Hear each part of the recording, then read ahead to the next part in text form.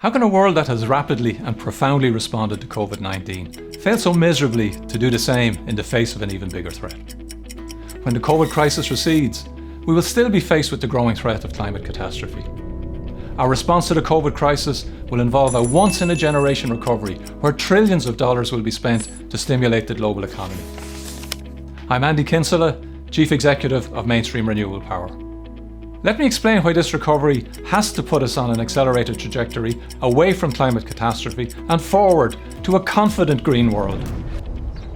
In order to do this, we must not fall back into the trap of our pre-COVID world by continuing to reinforce carbon-intensive structures. It is critical that the recovery is not a colourless one. It has to be green. The World Bank recently said, if stimulus packages simply return countries to where they were before COVID-19, we will face the same problems tomorrow that we faced yesterday. Low productivity, high pollution, and locked-in carbon-intense economic structures. The message is clear.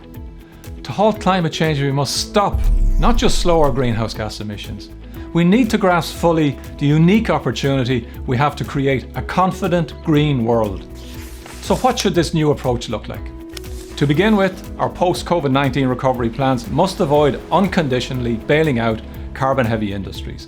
All capital deployed must be in support of scientifically based, measurable plans of action that drive the world's transition to net zero. Last year, there were welcome movements towards a global commitment to net zero emissions by 2050. We had the EU's 2030 targets, there was emissions trading in China, and even congressional calls for a Green New Deal in the US.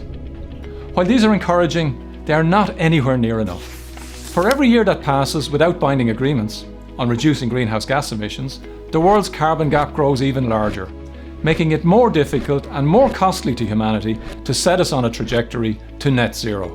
We urgently need policies that fulfill three important criteria. They must be coordinated internationally, they must be binding nationally, and importantly, they must have real financial consequences so that those who do not meet their obligations will feel the pain of non-delivery. Without such policies, we will all continue to bear the scars of human, environmental, and economic damage caused by fossil fuels, which will ultimately destroy our planet. Simply put, the polluter must pay. These payments should be ring-fenced to protect the vulnerable who are most impacted.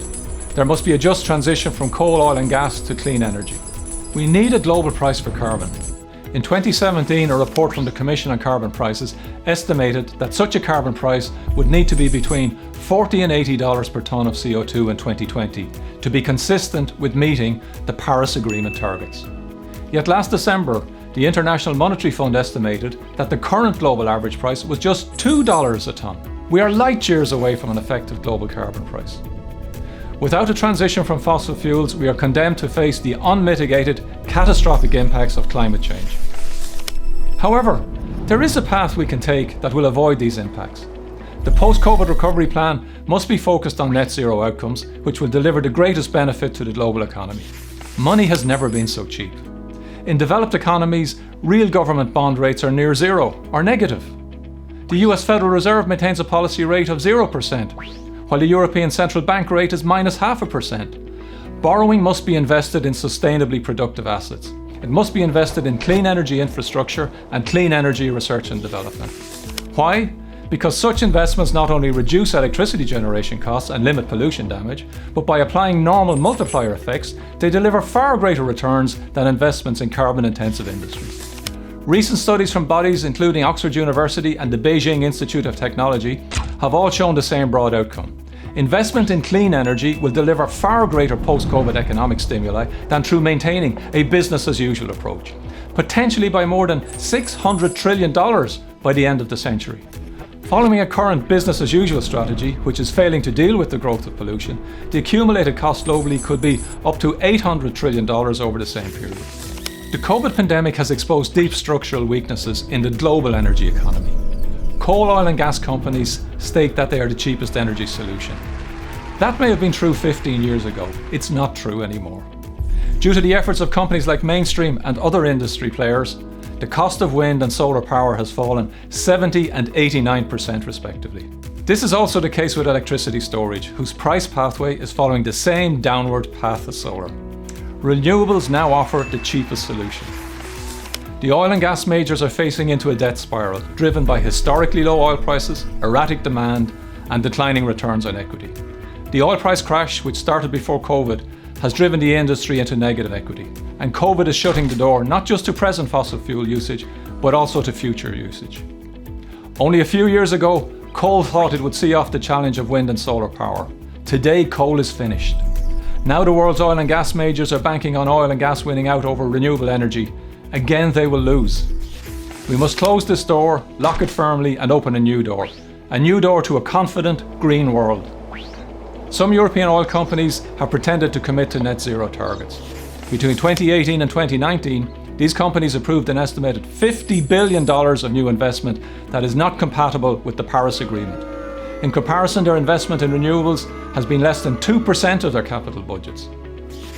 To date, no oil company has made meaningful commitments to reducing Scope 3 emissions, which is the pollution created by burning the products they sell.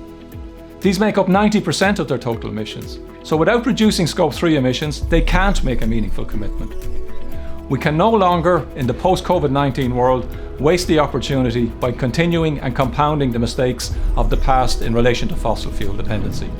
We must focus the trillions that we will spend on a once-off investment in a green recovery.